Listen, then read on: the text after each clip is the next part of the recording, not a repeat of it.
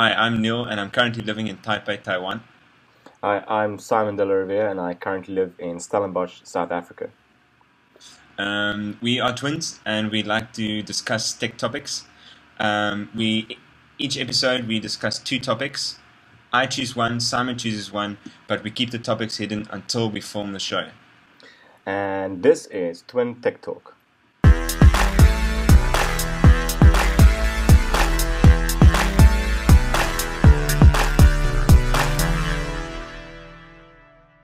Okay, so Okay. my question, is about Google Glass. Okay, we all know like Google Glass. Like obviously, like the main thing about Google Glass at the moment is will it succeed? Will people adopt it? Why it will fail? Why people don't like it? And obviously all the privacy concerns and people with the thing on their face and people not seeing. Like those are obviously a discussion that's happening quite a lot, and I'm not really going to talk about that because it's too much speculation, and I feel too many concerns are just based out of fear more than actual thinking about what's happening. So what I want to focus on is more actually the question is what will happen if Google Glass succeeds. Okay, so let's assume a hypothetical scenario that Google Glass succeeds. Okay, this has become Okay. sort of it's become sort of mainstream. How will it change things? It's not odd that people wear it in public. Yes. Kind of thing. Okay. So it's become, and probably not as mainstream as phones, but close to it. Okay. And I think so there are three things which I think some of them obviously will be a little bit controversial, but which I feel how it will change basically things. Okay, there's three things. The one is privacy in that sense, because obviously one of the concerns of Google Glass is privacy in the sense that anyone can instantly record you and anything like that. You don't know. Which I feel in the first case is a bit of a stupid example because you can in any case do that, but it's more of a mind shift of the fact that what goes through someone's eyes can then instantly be recorded without their knowledge. Okay. Yeah. But if people are fine with that, right, then the idea of privacy will completely change. Privacy, I feel, then will actually be a thing that existed. That existed. Do you understand what I mean? Like, in that sense of existed, like privacy won't be not everything will be public, but more things will be public than we realize, and that will be a very big sort of mind shift. Okay. So that's number one. It's privacy changing, or the idea of privacy will be something that changes completely, in the sense that people will. Okay. Yeah. No, definitely. It's not going to. If Google Glass succeeds, then the idea of privacy will change. Okay. Yes. Let me just get my document here. The second one is basically what happens to other technology. Okay. With Google Glass as a main sort of mainstream adoption kind of technology. And I thought, like, what about cell phones? Well, people still use cell phones. And when I asked Saffron this, she said, but how do you hear through Google Glass? You need something. And I actually did some research. They actually do something like bone vibrations to hear, which is pretty cool. Oh, yeah. But the thing is, bone. like, in the sense of what I mean by other technology is, will it coexist or will it replace another technology? And that is a very hard question to answer, because if you think, like, for instance, the whole topic about phablets the other day when we talked about, are people converging to a single device or multiple devices for the same purpose? And I can't answer that. I thought about it, and I really, it's not. It's maybe you can give a better answer, but I don't think I can answer that. Like I've tried to, but it's just too hard to find out a way. Because obviously the easy example is to say, well, it will replace cell phones. I think you have to. It will replace cell phones. Okay. Yeah, but I mean, I think you need to. I mean, to answer this kind of question, you have to start going through lots of use cases, right? In terms of what would be the use cases where you would still want to use a device in your hand versus a device on your head, right? And I mean,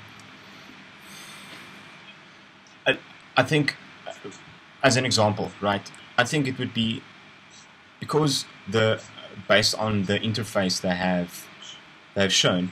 I don't think it would be an ideal format to read. Oh, okay, right? yeah, good point. Yes, read good something. point. Yeah. So I mean, it would still be better to have like a 7-inch tablet or Yeah. whatever to read Yeah. on, right? So that's a Yeah. use case where Yeah. it would not be, I think, the best way. But I mean, I don't think that's a problem that would be difficult to solve with the Google Glass interface. I mean, it's like the new rumors that the Samsung Galaxy S4 will have the smart scrolling, where it looks at your eyes and then you can, if you go to the bottom of the phone and you're reading something, it'll automatically start scrolling. That's cool. Right. Yeah. So I mean, it's not a difficult problem to solve, but that's a use case where it Yeah. would differ. So, Okay. So I understand what you mean. Maybe it won't change things too much in terms of use cases. Maybe it's still easier to read with like a tablet or them. I think Google Glass allows more use cases for smartphone-like technology, as in the use cases they have, or which can't really happen with smartphones, is the point Yes. of view interaction without having to resort to taking out Yes. your phone, right? So stuff like the example where they're late for the plane and the gates have changed. Now it suddenly comes on your Yeah. interface and you're like, oh well, okay, this Yeah. way, you have to run this way, or the scenarios where it's sort of you have to take a photo now and you can't take out your phone now or whatever. So those scenarios, it allows those use cases more.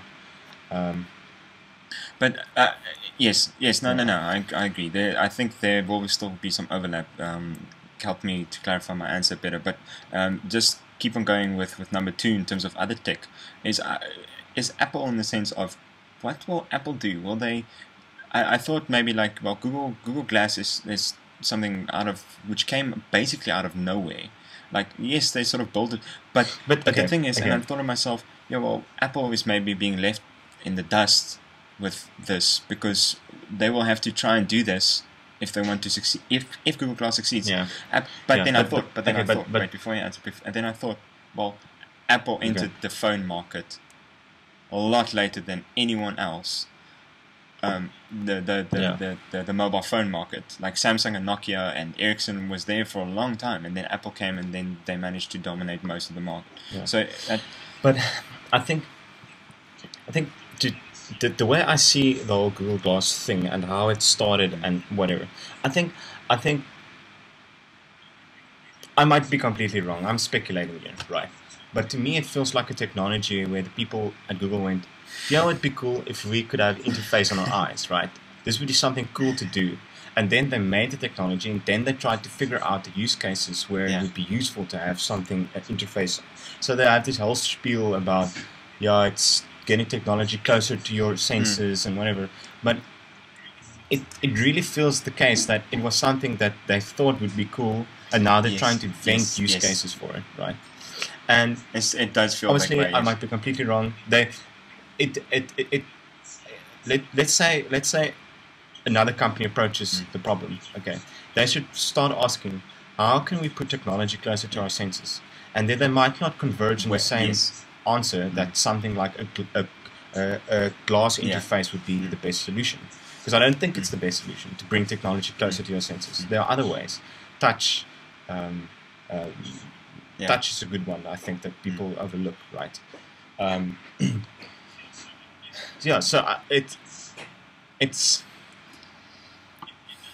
It does feel to a certain extent that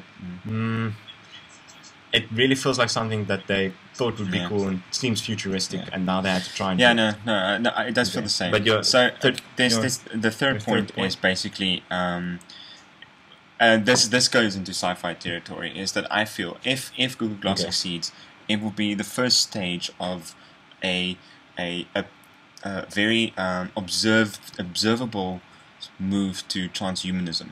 I don't know if transhumanism is basically Deus Ex, basically where technology, humans and technology are infused, and there's transhumanism is basically a movement in that sense. But I think the movement is basically where humans feel that we can be improved with technology to become a better species, basically. But it's also being mindful to what technology can also be destructive. It's not just an open invitation to, yay, technology is more of what does technology do? We need to use the best parts and make us a better species, basically. And if you think about the fact, I mean, yes, cell phones are there. We're very much integrated into technologies these days. But in terms of from a sci-fi perspective, that idea of just this constant connection, because now we can still sort of disconnect, right? We can still sort of disconnect. But with something that's so close to your senses, that will be like the very first observable move to such a movement, if it succeeds, I feel. Yes. If it succeeds, yeah, that's very true. As you mentioned, I mean, I think to a certain extent we are already transhuman because of our reliance on technology, and the fact that a person without a cell phone is invariably worse off, right? So, I mean, but there's still the idea that I am apart from my cell phone, right? I don't have to. It doesn't have to be a part of who I am as a self, right? But if you, as you say, if you get closer to your senses, as in being something that's less detached from your experience of reality, right? Then it becomes something that's going to be the first, like you said, area into transhumanism. I mean, let's put it this way. I just thought about this now. If Google Glass succeeds, right, and your baby gets born, right, when do you say, their experience of not having something like Google Glass is completely different from if everyone else uses Google Glass, and therefore it will become the fact that you need something like this to be part of the rest of humanness. Then that is part of being transhuman. That's exactly the point where I think the line is going to be drawn. Is at what point would, if a person or individual wants to take part in being human, as in, then, I mean, you don't in current life you don't need a cell phone, you don't need internet, whatever, to be human, right? To take part in humanity, right? But if technology comes along where it's important to have it to be human, then that becomes That's very interesting. Then that becomes interesting. I mean, it might not be like the biggest thing that changes humanity or whatever if it succeeds. Once again, this is all hypotheticals, okay? But if it does, it will be one of the first sort of like landmark cases of this is where things started changing, I feel. Yeah. So no, definitely, that's interesting. Look about it. So I think to actually come back to the question, so what would happen if Google Glass succeeds, right? What would happen to society and then I have to mention three. First is privacy. The second one is what will happen to other technology, and the third one was I felt it was the first change towards transhumanism. Yeah. Those are very good answers. I'm trying to think of other things that might happen if Google Glass succeeds. Everyone looks stupid. I really like the way they're approaching the adoption. They're selling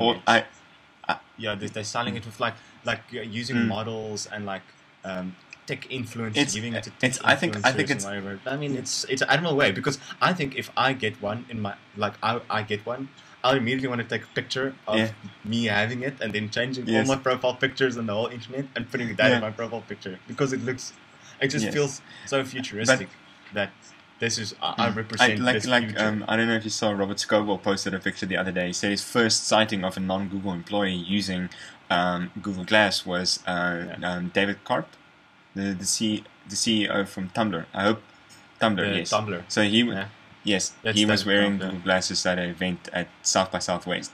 So and I was just thinking like, wow, this is actually really happening. You know, this is. Like a lot of this is where it starts now, and it will be interesting to see where it goes. But obviously, that's another topic by itself. But to see it actually people actually using it it's unorthodox but exciting, I feel. Yeah, that is the way they're selling it is admirable. I think it's actually a marketer's lobbyist or marketer's dream to try and persuade people to use something like this. I mean, if they can get it right. And this like such a big thing, then could be another sort of like not a landmark, but a case study to market disruptive technology. But I think, yeah, I think coming back to me, the most interesting that will change if it succeeds is the idea of privacy, because I mean, I think the thing that most people are worried about is that you're not going to be in control anymore of how people record you, right? If that's the right way of saying it. You can be in a public place and people will record you. But I think, and this has always been my answer towards privacy issues and whatnot, is that if you're in public, right, then it's a public place. It's not, it's you, the way you act and react in public is anyway open, right? There's always, the chance that you'll be captured these days anyway is anyway greater, right? So is the fact that the difference between knowing and knowing someone's taking a picture versus not knowing someone's taking a picture, is that the big issue? Yes, probably is. I think it's more of like a mental thing of I think what people are worried about is that maybe they capture things that they will not want to be captured, right? But that can still happen today. Do you understand what I mean? It can still happen. Yeah. It's not. Yeah. It's just a more straight up in your face, excuse the pun, way of doing it. Do you know what I mean? It's not like it's just. I think it's just more of a mental block really than but yeah. I won't go. Yeah. But I think I'm saying this because I also taken the approach that privacy to me means, or let me put it another way around. Don't do things that you wouldn't want to be ashamed of, right? And then you won't mind people taking pictures of you in public or whatever, right? I mean, there's no what are you worried about, right? If you're worried about people taking pictures or recording you, then there's a reason you worry about losing that privacy, right?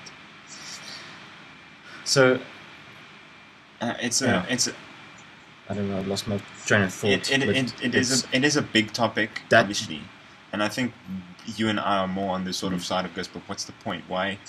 Yeah. Yeah. Okay. So what? Sorry. What I wanted to say was, if we lose that privacy, to me now it's not a big issue, right? Because I look at privacy different from most people. I think I'm not preemptively scared of losing privacy because it might be liberties and freedoms taken away, right? The right to privacy, whatever. It's more a case of I might think this way now, but I wonder if my ideas would change about it if it becomes big and successful, right? I don't know. But the thing is, I think, like you said, the thing about privacy is more the fact that it's you have a control of what you want to keep private. That's the whole thing. That's what basically privacy is. You have the control. Oh yeah. And the fact that something like Google Glass, this obviously removes that control. Same fear about Facebook and privacy and the whole internet thing. The fact that it's so obvious and in your face is what people are scared about. And I think if it succeeds, it will change that completely. If that succeeds, if that privacy idea changes, then it will change the whole idea of what privacy is. Yeah. So. Yeah, it should be interesting. I'm curious to hear what other people's thoughts are on this. I mean, what change should it bring about? Cool. Yes. Good. Cool. Yes. Bitcoin and Google Glass, the future. Always the future. Cool. Man. Cool. Till next time, man. Cool. Cheers. Cool, man. Cheers.